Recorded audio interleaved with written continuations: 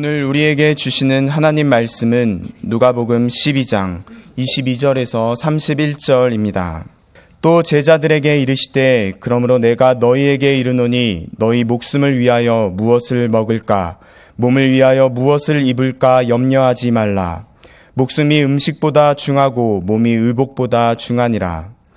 까마귀를 생각하라. 심지도 아니하고 거두지도 아니하며 골방도 없고 창고도 없으되 하나님이 기르시나니 너희는 새보다 얼마나 더 귀하냐. 또 너희 중에 누가 염려함으로 그 키를 한 자라도 더할 수 있느냐.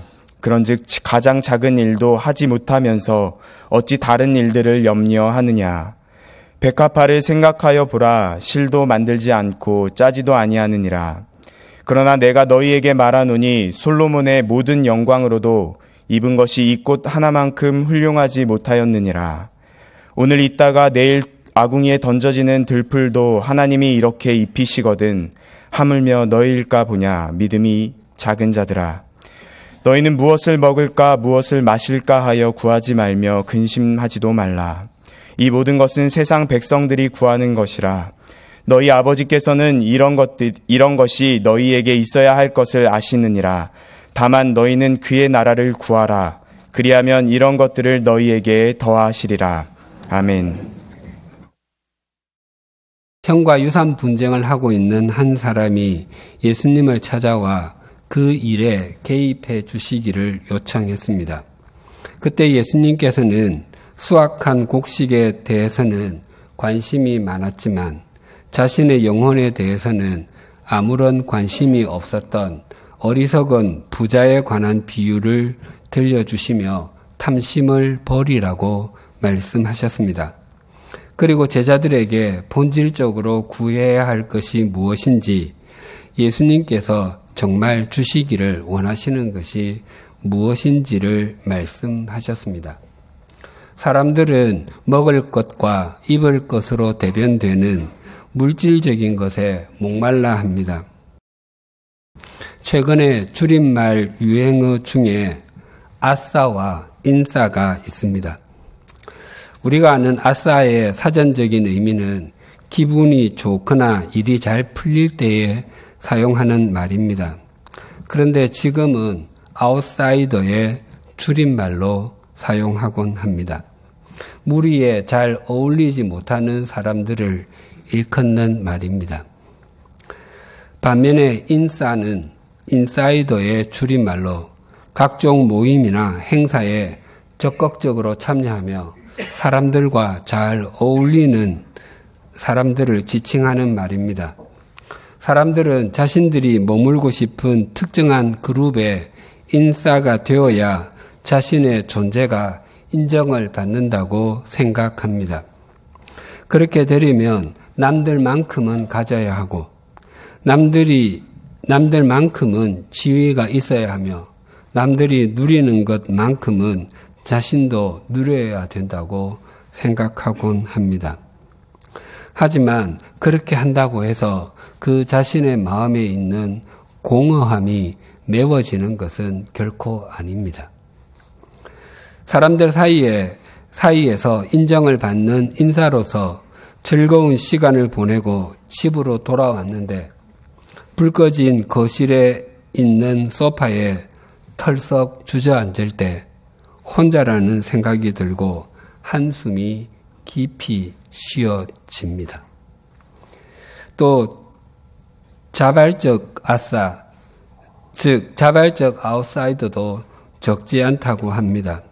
자신을 다른 사람들로부터 스스로 격리시켜 자신만의 삶을 살아가는 사람들입니다.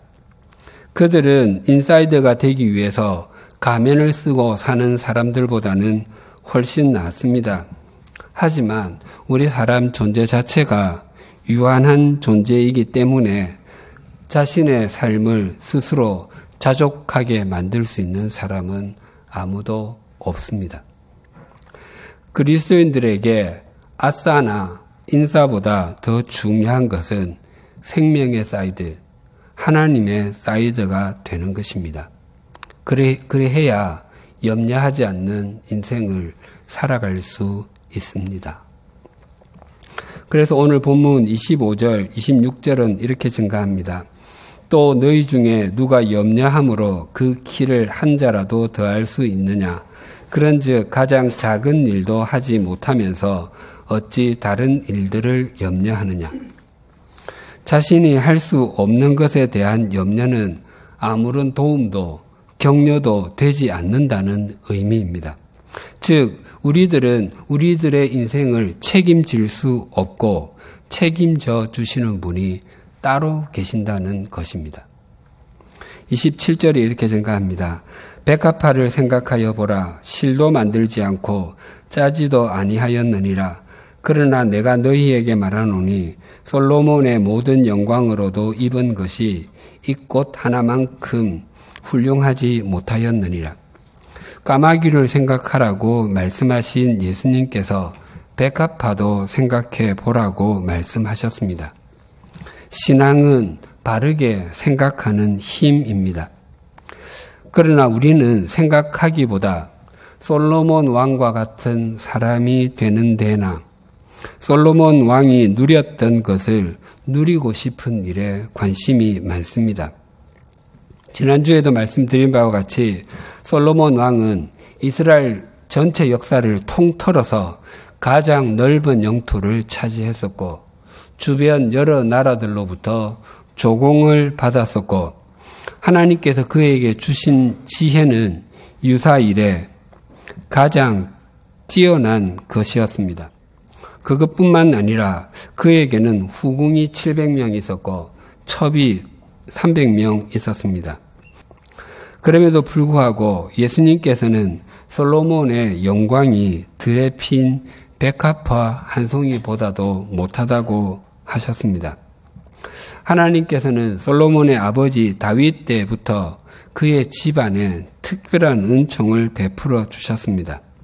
솔로몬이 누린 그 모든 영광은 하나님께서 주신 것임에도 불구하고 그는 자신의 능력으로 만들어낸 것인 줄 알았고 또 그것을 자신의 힘만으로 유지해야 한다고 생각했습니다.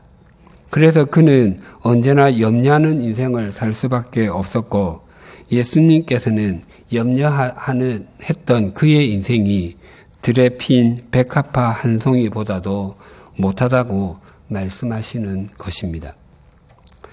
솔로몬이 기록한 성경 중에 전도서가 있는데 솔로몬의 참회록과도 같습니다.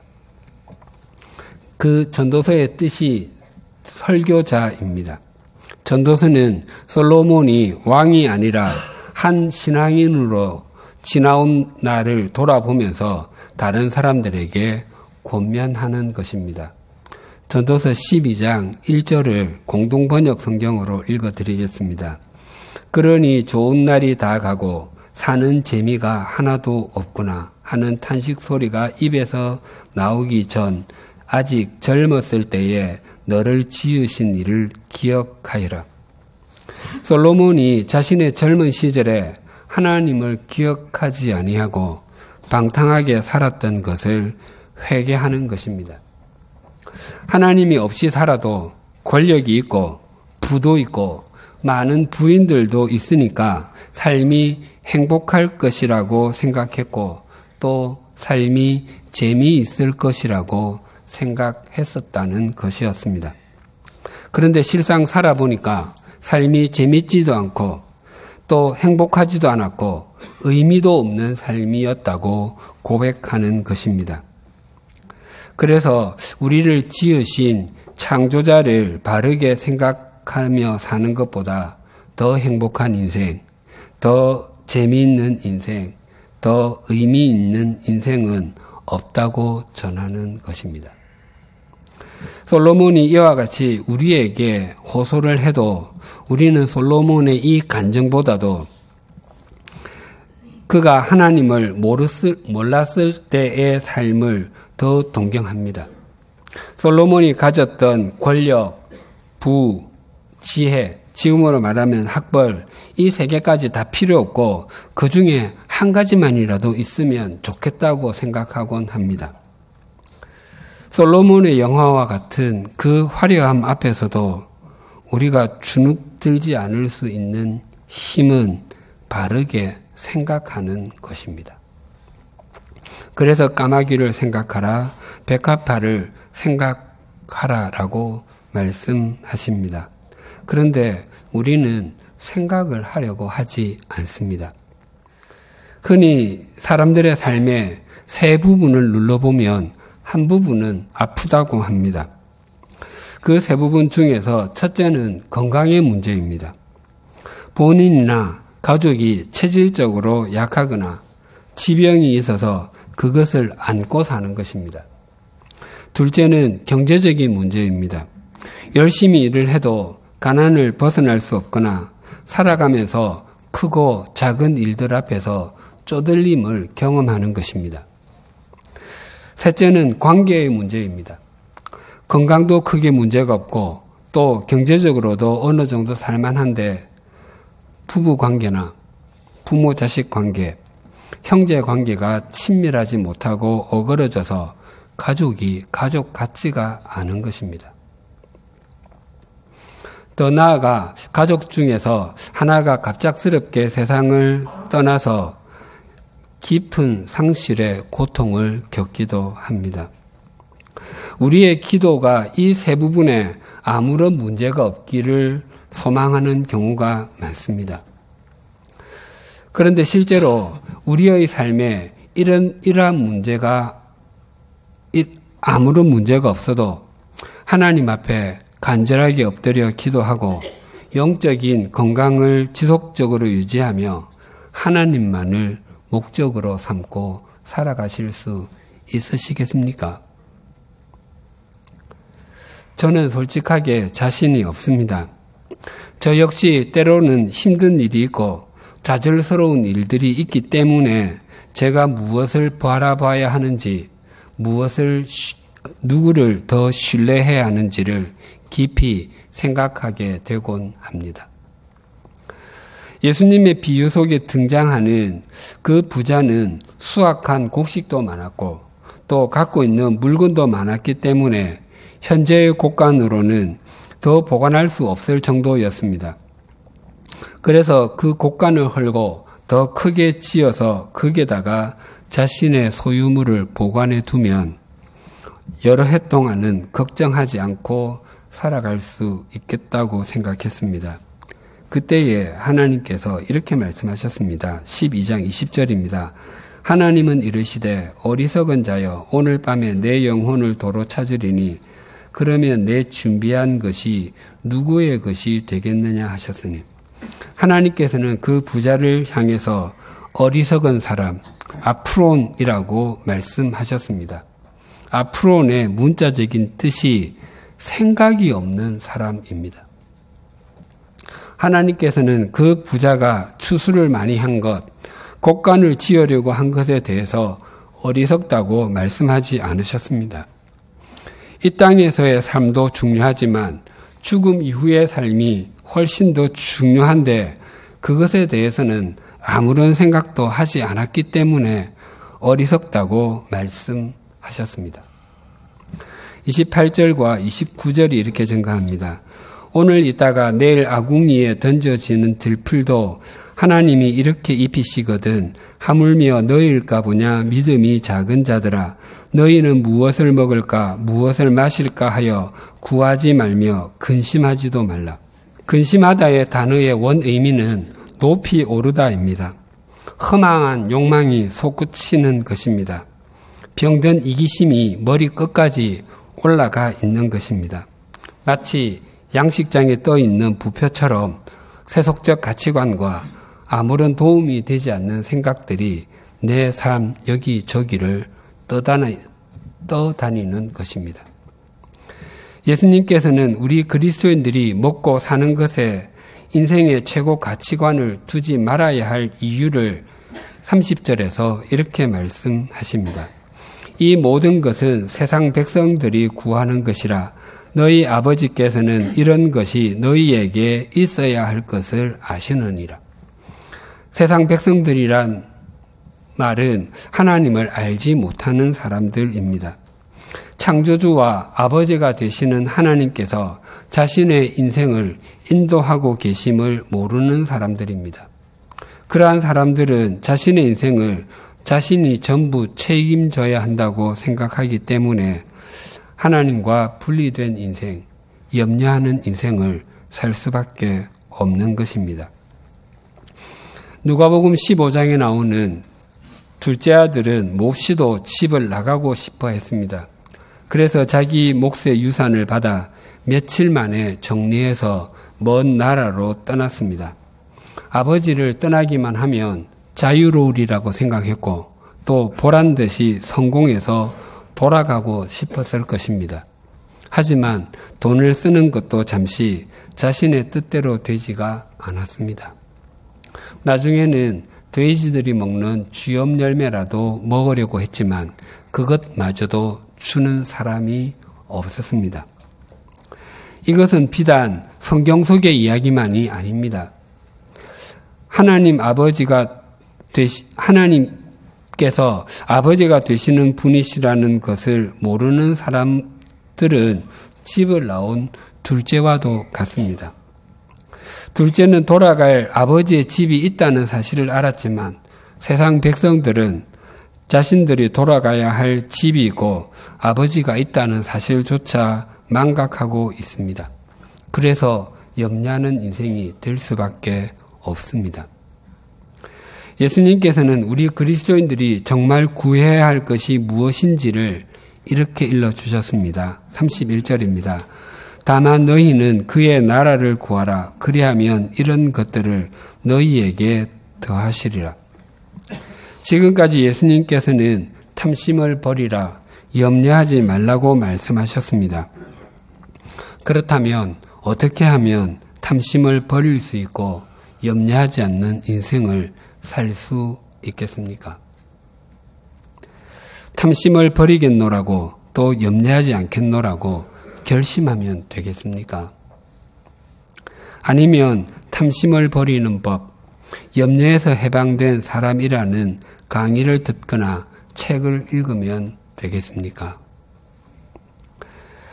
예수님께서 우리에게 알려주신 최고의 방책은 그의 나라, 즉 하나님의 나라를 구하는 것입니다.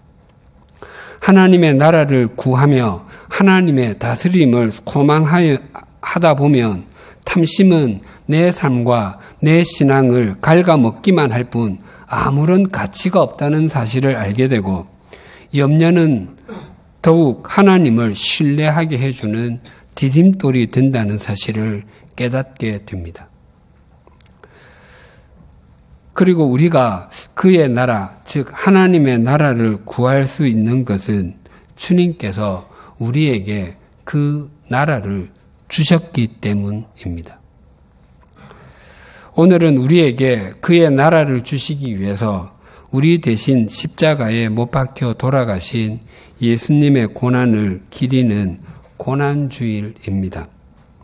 예수님께서 십자가에 달려 못 박히시는 장면을 이렇게 증거합니다. 누가복음 23장 32절과 33절입니다.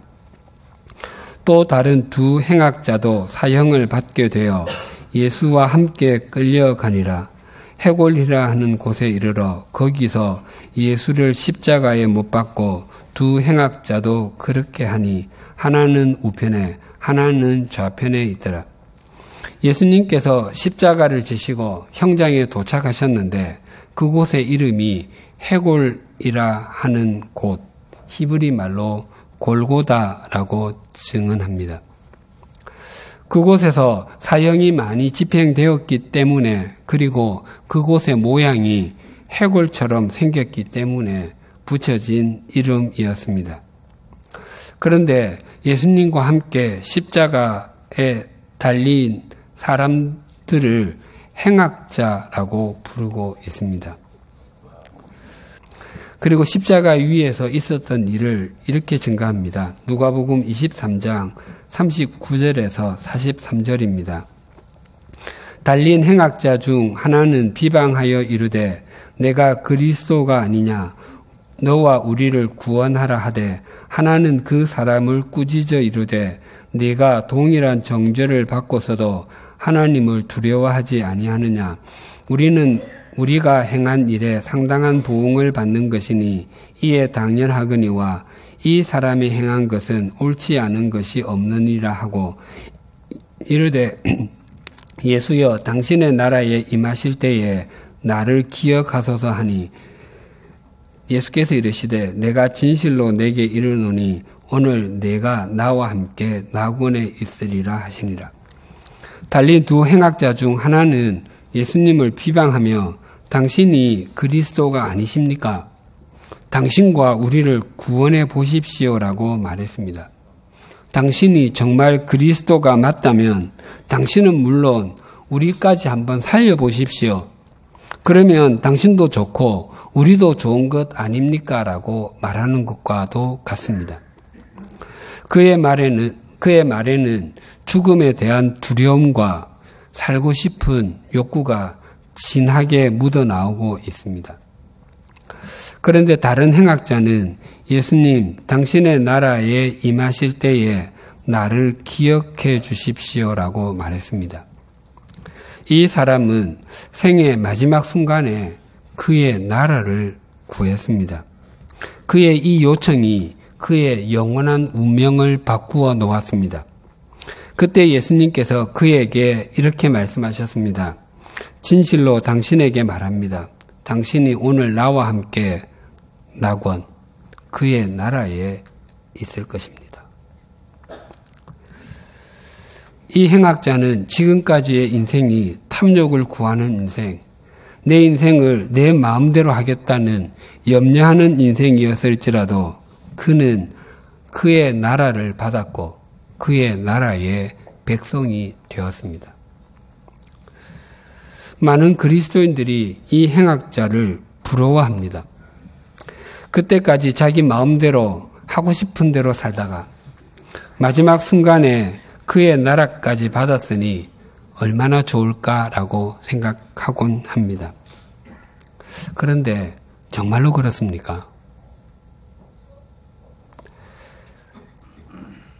인생에 늙음하게 주님을 영접하고 그리스도인이 되신 분들께 한번 물어보십시오. 지금까지 인생에서 가장 아쉽고 가장 후회가 되는 것이 무엇입니까? 라고 말입니다. 그러면 아마 대답이 거의 다 동일할 것입니다. 좀 더 일찍 예수님을 믿을 걸. 그리스도인 직장 동료가 또 친구가 성경을 주며 교회에 다니라고 할 때 그때 다닐 걸. 배우자가 또 자녀들이 그렇게 간절하게 부탁하고 눈물 뿌려 기도하는 것을 알았을 때 왜 뿌리치고 화를 냈었는지 후회가 됩니다. 라고 말합니다. 예수님께서 십자가에서 못이 박혀 당신의 몸이 찢어지심으로 우리가 하나님과 찢어지지 않는 인생이 되게 해주셨고 그의 나라를 주셨습니다. 이제는 그의 나라를 받은 사람들답게 주님 안에서 함께 지어져 가며 하나님과의 관계가 찢어진 사람들을 하나님께 연결시켜주는 연결고리들이 되십시다. 그의 나라를 받은 사람들인 우리가 하나님께 순종하면 하나님께서는 우리를 통해서 이 시대를 맑히고 밝히며 새롭게 하십니다. 그때에 우리가 맞는 부활, 주님의 부활은 아주 눈부시게 될 것입니다.